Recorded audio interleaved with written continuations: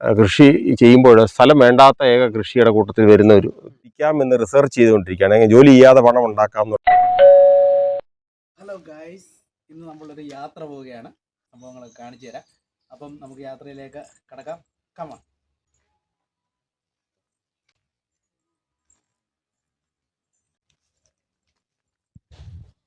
Safety belt must. Okay, അപ്പോൾ നമ്മുടെ യാത്ര ആരംഭിച്ചിരിക്കുകയാണ്.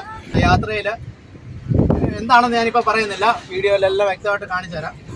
മൈലപ്ര ജംഗ്ഷൻ നമ്മൾ കഴിഞ്ഞിരിക്കുകയാണ്. ഇനി നമുക്ക് പോകേണ്ടത് മേക്കൊഴൂർ എന്ന് പറയുന്ന സ്ഥലത്തേക്കാണ് നമ്മൾ പോകുന്നത്. അത് ഇവിടുന്ന് ലെഫ്റ്റ് കയറി പോകണം. ഇത് പുനലൂർ മൂവാറ്റുപുഴ ഹൈവേ ആണ് ഈ കാണുന്നത്. ഇവിടുന്ന് ലെഫ്റ്റ് മൈലപ്ര ജംഗ്ഷൻ കഴിഞ്ഞ് കഴിയുമ്പോൾ അവിടെ നിന്ന് ലെഫ്റ്റ് പോകുന്ന വഴിയുണ്ട്. ആ വഴി അകത്തേക്ക് വരെ പോകും. ഈ തിരിയുന്ന ഭാഗത്ത് ഇടത് സൈഡിൽ ഒരു കുരിശുമൂടുണ്ട്, ഒരു കൽക്കുരിശുമൂടുണ്ട്. ആ കുരിശുമൂടാണ് ഒരു അടയാളം എന്ന രീതിയിൽ ഞാൻ പറയുന്നത്. അവിടെ നിന്ന് ഇടത്തോട്ട് പോയി കഴിയുമ്പം വീണ്ടും ഒരു വലത്തേക്ക് ഒരു വലിയ വളവ് കാണാം. ആ വളവ് തിരിഞ്ഞ് നമ്മൾ നേരെ പോവുക. ഈ റോഡ് നേരെ മേക്കൊഴൂർ എന്ന് പറയുന്ന സ്ഥലത്തേക്കാണ് പോകുന്നത്. അപ്പോൾ നമ്മൾ യാത്ര തുടരുകയാണ്. നമ്മളെ കാത്തിരിക്കുന്നത് ഒരു അടിപൊളി ടെസ്റ്റ് പരിപാടികളാണ്. അവിടെ എല്ലാം നിങ്ങളെ കൊണ്ട് നമ്മൾ കാണിക്കുക എന്നുള്ളതാണ് നമ്മുടെ ലക്ഷ്യം. ഈ റൂട്ട് കാണിക്കുന്നത് നിങ്ങൾക്ക് ആർക്കെങ്കിലും അവിടെ പോയി അത് കാണാനോ ഒക്കെ ആഗ്രഹിക്കുന്നുണ്ടെങ്കിൽ അതിൻ്റെ ആ റൂട്ടാണ് ഞാൻ കാണിക്കുന്നത്. നമ്മളിപ്പോൾ ഒരു മെയിൻ റോഡിലോട്ട് ചെന്ന് കയറാൻ പോവാണ്. കാരണം കടമനിട്ട റാന്നി റോഡാണ് ഈ കാണുന്നത്. ഇവിടെ റൈറ്റ് പോയ റാന്നി, ലെഫ്റ്റ് കടമനിട്ട. അപ്പോൾ ഈ റോഡിലേക്ക് നമ്മൾ തിരിഞ്ഞ് കയറുക, ലെഫ്റ്റ് കയറുക. ലെഫ്റ്റ് കയറി കഴിയുമ്പോൾ ഈ മേക്കൊഴൂരിൻ്റെ ഭാഗങ്ങളാണ്. അടയാളത്തിന് വേണ്ടിയാണ് ഞാൻ പറയുന്നത് കേട്ടോ. ഈ ഇടത്ത് തിരിഞ്ഞ് അങ്ങോട്ട് കയറുമ്പം ആദ്യം ഈ റൈറ്റ് സൈഡിലൊരു പള്ളിയുണ്ട്. അത് കഴിഞ്ഞ് രണ്ടാമത് വേറൊരു പള്ളി കൂടി വരുന്നുണ്ട്. ഇതൊരു മർത്തമ്മ പള്ളിയാണ് ആദ്യം കണ്ടത്. അത് കഴിഞ്ഞിട്ട് ഈ ഇവിടെ ഒരു വളവാണ് വരുന്നത്. ആ വളവിന് കണ്ട് ഈ റൈറ്റ് സൈഡിൽ ഇവിടെ ഒരു പള്ളി കൂടെ ഉണ്ട്. അത് ഒരു കത്തോലിക്ക പള്ളിയാണ്. അപ്പോൾ ഇവിടുന്ന് ഈ ലെഫ്റ്റിലോട്ട് നമ്മൾ നല്ല വളവ് അങ്ങോട്ട് തിരിഞ്ഞ് കയറുക. ഈ വളവ് അങ്ങോട്ട് പോയി കഴിയുമ്പം ചെറിയൊരു കയറ്റവും പിന്നെ ഒരു ഇറക്കവുമാണ്. ഓക്കെ, ഈ ഇറക്കം അങ്ങോട്ട് പോകുമ്പം നമ്മൾ ആ വളവ് കഴിഞ്ഞ് കഴിയുമ്പോൾ റൈറ്റിലേക്ക് ഒരു ചെറിയ വഴിയുണ്ട്. വളവല്ല, ആ കയറ്റം കയറി ഇറങ്ങി കഴിയുമ്പോൾ റൈറ്റിലോട്ടൊരു വഴിയുണ്ട്. ചമ്മതക്കൽ റോഡ് എന്ന് എഴുതിയിട്ടുണ്ട് അവിടെ. ആ റോഡേക്കൂടെ നമ്മൾ നേരെ ഇങ്ങ് പോരുക. ഒരു 1.5 കിലോമീറ്റർ മുന്നോട്ട് വരുമ്പോൾ കാണാം. ഇതാണ് സുഹൃത്തുക്കളെ നമ്മൾ പറഞ്ഞ പത്തനംതിട്ട ജില്ലയിലെ ഒരു തേനീച്ച വളർത്തൽ പരിശീലന പരിപാടികളൊക്കെ നടത്തുന്ന ഒരു സ്ഥലമാണിത്. ഈ സ്ഥലത്തിനെ കുറിച്ചുള്ള കൂടുതൽ വീഡിയോകൾ നമ്മൾ ഇനി പുറകെ വരുന്നതായിരിക്കും. ഇതിന് മുന്നേ നമ്മളൊരു ചെറിയ വീഡിയോ തേൻ കൃഷിയെക്കുറിച്ചും ഒക്കെ പറഞ്ഞ് ഇട്ടിട്ടുണ്ടായിരുന്നു. അത് കാണാത്തവർ നമ്മുടെ പഴയ വീഡിയോസൊക്കെ എടുത്തുനിന്ന് കാണണം. ഓക്കെ, നമ്മൾ ഇനി ഇതിൻ്റെ ഉള്ളിലേക്ക് പോവുകയാണ്.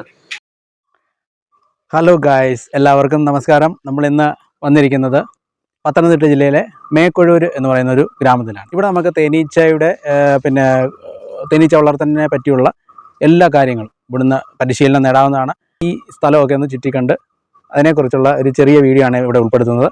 നമുക്ക് ആ വീഡിയോയിലോട്ട് കിടക്കാം. അപ്പോൾ നമ്മൾ മേക്കൊഴൂരെ തേനീച്ച കർഷക പരിശീലന കേന്ദ്രത്തിലേക്ക് എത്തിയിരിക്കുകയാണ്. അപ്പോൾ അതിൻ്റെ കൂടുതൽ വിവരങ്ങൾ നമുക്ക് ഇവിടുത്തെ നമ്മുടെ സാറിനോട് സംസാരിക്കാം. ബിജു മാത്യു എന്നാണ് സാറിൻ്റെ പേര്. സാറിനോട് ചോദിക്കാം. നമ്മുടെ ഈ പ്രൊജക്റ്റിലേക്കുള്ള വഴി ഒന്ന് പറഞ്ഞു കൊടുക്കാം.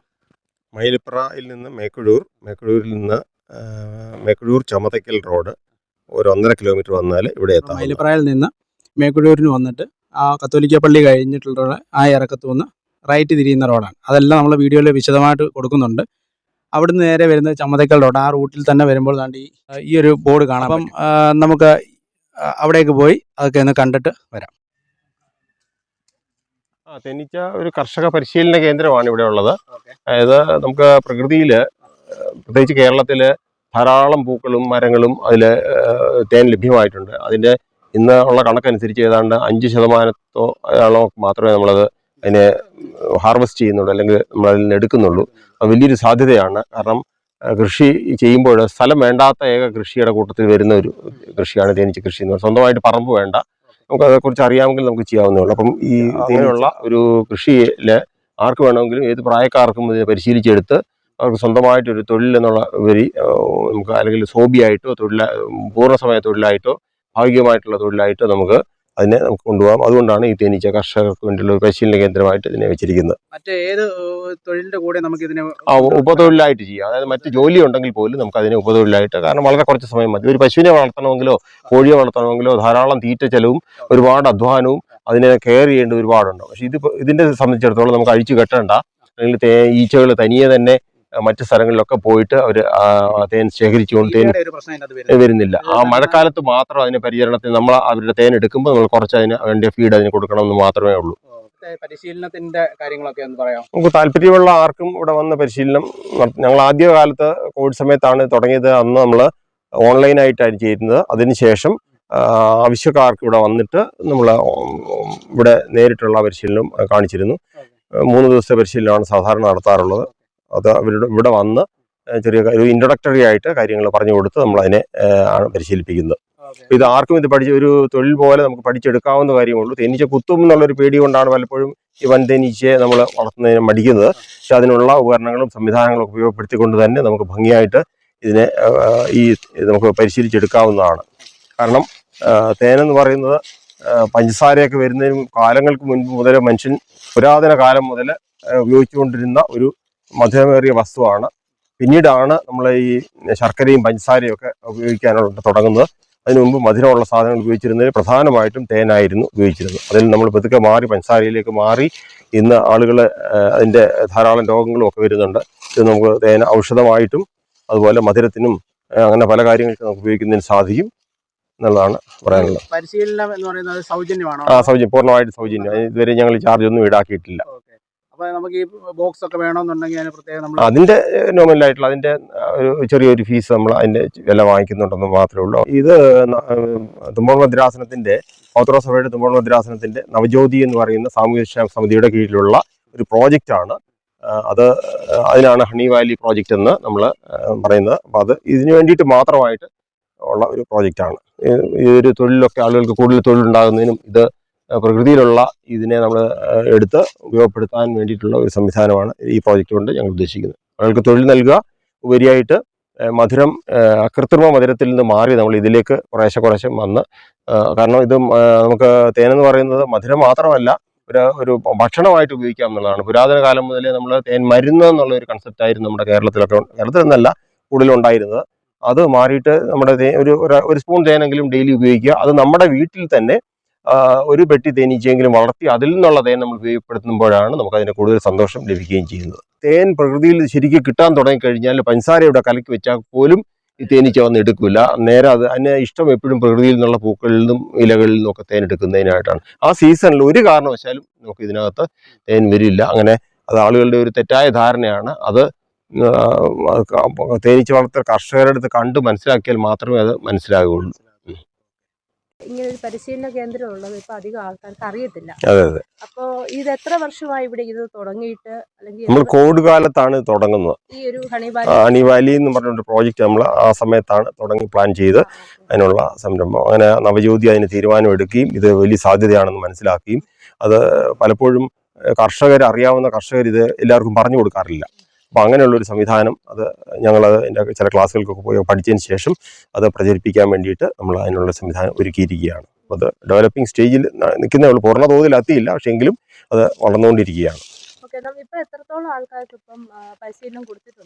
നമ്മൾ ഓൺലൈനായിട്ട് ഏതാണ്ട് 100 പേരോളമാണ് ആദ്യം വരുന്നത്. പിന്നീട് അതിന് പല ബാച്ചുകളിലായിട്ട് നമ്മൾ ട്രെയിനിങ് ഒരു 3-4 ബാച്ചോളം ട്രെയിനിങ് നടത്തി. പിന്നീട് കുട്ടികൾ, സ്കൂൾ കുട്ടികൾ, ഗിഫ്റ്റഡ് ചിൽഡ്രൻ കുട്ടികൾ ഇവിടെ വന്ന് ഒരു ദിവസത്തെ പരിശീലനം അവർക്കെല്ലാം കാര്യങ്ങളൊക്കെ മനസ്സിലാക്കി കൊടുത്തു വിട്ടു. പിന്നീട് ഈ കഴിഞ്ഞ ആഴ്ചയിൽ ദേശീയ ഹരിതസേന, അതായത് എക്കോ ക്ലബ്ബുകളിലുള്ള പത്തനംതിട്ട വിദ്യാഭ്യാസ ജില്ലയിലെ കുട്ടികൾ ഇവിടെ വന്ന് അവർ ഒരു ദിവസത്തെ പരിശീലനം, അവരുടെ പേരൻസും ചില ടീച്ചേഴ്സും കൂടെ വന്ന് ഒരു ദിവസത്തെ പരിശീലനം നടത്തി പോവുകയുണ്ടായി. തേനീച്ച വളർത്തിയില്ലെങ്കിൽ പോലും എല്ലാ മനുഷ്യരും ഇതിൻ്റെ ജീവിതം പഠിക്കണം. പുഴുക്കൾ വിരിഞ്ഞ് അല്ലെങ്കിൽ പ്യൂപ്പ വിരിഞ്ഞ് തേനീച്ചയായി മാറുന്ന ആ നേരം മുതൽ ഇവർ ജോലി ചെയ്തുകൊണ്ടേയിരിക്കുകയാണ്. അത് മരിച്ചു വീഴുന്ന ആ നിമിഷം വരെയും ഓരോ ഘട്ടത്തിലുള്ള ജോലികൾ ഇത് ചെയ്തുകൊണ്ടിരിക്കുകയാണ്. അത് മനുഷ്യരൊക്കെ ഇന്ന് മടിയന്മാരായി മാറിയിരിക്കുകയാണ്.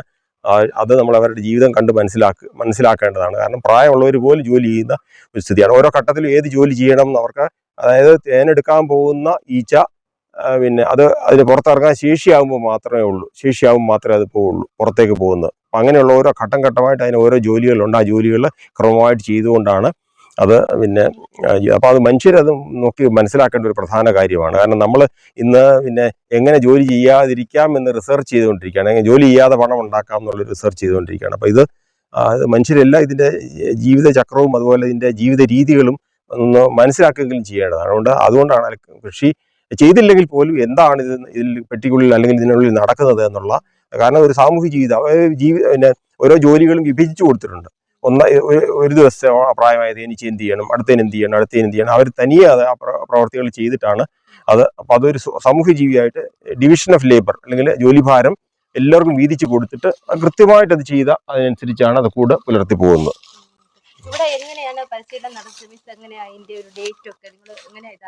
നമ്മൾ പത്രമുഖേന അറിയിക്കും.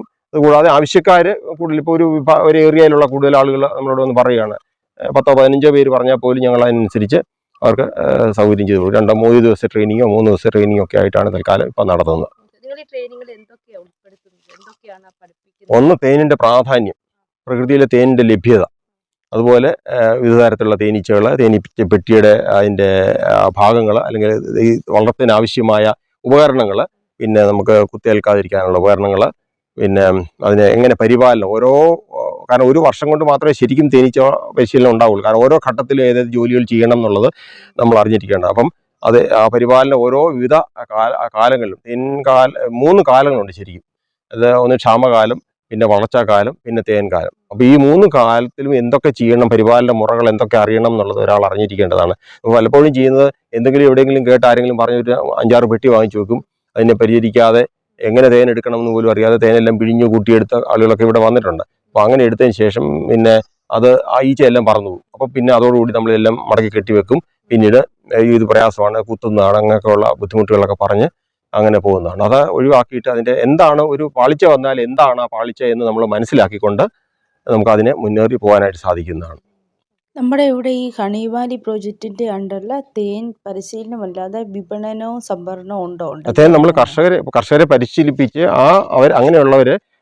അവർക്ക് ഉപയോഗിച്ചതിന് ശേഷം വിറ്റതിന് ശേഷം നമുക്ക് തന്നു കഴിഞ്ഞാൽ നമ്മളത് വിലയ്ക്ക് വാങ്ങിച്ചിട്ട് അതിനെ സംഭരിച്ച് സൂക്ഷിച്ച് അത് പ്രോസസ് ചെയ്ത് ആവശ്യക്കാർക്ക് നമ്മളത്, കാരണം ചിലരൊക്കെ അത് കൊണ്ടുപോയിട്ട് ചെറിയ ഒരു വരുമാനമായിട്ട് നമ്മൾ മിതമായ നിരക്കിൽ അവർക്ക് കൊടുക്കും. അവർ സെയിൽ ചെയ്ത് അവർക്ക് അങ്ങനെ ഒരു വരുമാനം കിട്ടുന്ന, ഇപ്പോൾ കൃഷി നടത്താൻ പറ്റാത്ത പ്രായമുള്ള ചില ആളുകളൊക്കെ സ്ത്രീകളും പലരുണ്ട്, അവർക്ക് കൊടുക്കും. അവരത് വിപണനം ചെയ്യുന്നതാണ്. അപ്പോൾ ഇവിടെ തേനീച്ച കർഷകർക്ക് ആകാൻ ആഗ്രഹിക്കുന്നവർക്ക് വേണ്ടുന്ന എല്ലാ കാര്യങ്ങളും A to Z ആയിട്ടുള്ള എല്ലാ കാര്യങ്ങളും ഇവിടെ പരിശീലനം കൊടുക്കുന്നുണ്ട്. പരിശീലനം തികച്ചും ഫ്രീ ആണ്. അതുപോലെ തേനീച്ച കർഷകർക്ക് വേണ്ടുന്ന ഈ തേനീച്ചയുടെ കൂടുകൾ നിർമ്മിക്കുന്ന പരിപാടികളൊക്കെ ഉണ്ട്. അപ്പോൾ അതിനെക്കുറിച്ചും എല്ലാം ഡീറ്റെയിൽ ആയിട്ട് ഇവിടെ പറഞ്ഞു തരുന്നതാണ്. അപ്പോൾ അങ്ങനെ ആർക്കെങ്കിലും തേനീച്ച കർഷകനാകാനെ കണ്ട് താല്പര്യമുള്ള ആരെങ്കിലും ഉണ്ടെന്നുണ്ടെങ്കിൽ നിങ്ങൾക്ക് ഇവിടെ ബന്ധപ്പെടാവുന്നതാണ്. നിങ്ങൾക്ക് ഇവിടെ ബന്ധപ്പെടാനുള്ള നമ്പർ ഞാൻ ഇതിൻ്റെ താഴെ ചേർത്തോളാം. അപ്പോൾ ഇതിനെക്കുറിച്ചുള്ള ഡീറ്റെയിൽ ആയിട്ടുള്ള വീഡിയോ കാണാൻ നമ്മുടെ യൂട്യൂബ് ചാനൽ ദയവായിട്ട് സന്ദർശിക്കുക. സന്ദർശിച്ച് കഴിഞ്ഞാൽ നമുക്ക് ഇതിൻ്റെ ഡീറ്റെയിൽ ഓരോ സെഗ്മെൻറ്റായിട്ടുള്ള വീഡിയോസ് വരുന്നുണ്ട്. അത് കണ്ട് നിങ്ങൾക്ക് ഇവിടുത്തെ കൂടുതൽ വിവരങ്ങൾ നിങ്ങൾക്ക് അറിയാൻ പറ്റും. അപ്പോൾ ഇത്രയേ ഉള്ളൂ നമ്മുടെ വീഡിയോ. എല്ലാവർക്കും ബൈ.